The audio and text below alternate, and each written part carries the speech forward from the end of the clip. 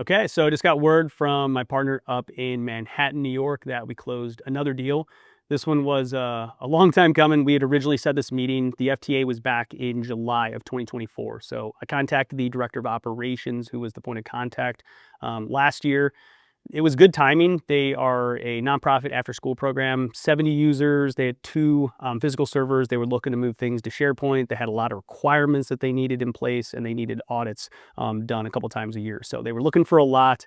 It was good timing. We met with the director of operations and the C-suite. So we met with the CFO, CEO, and the CAO.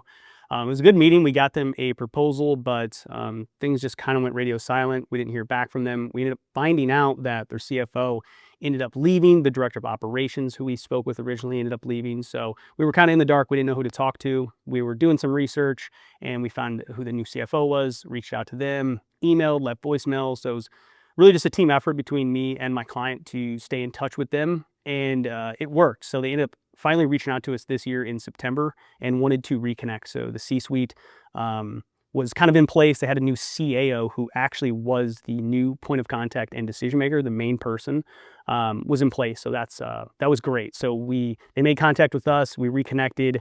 They really liked us from that first impression, from the first time we met them in 2024. So we got them a new proposal. It ended up being for the initial proposal we sent them this time was 6,986 MRR.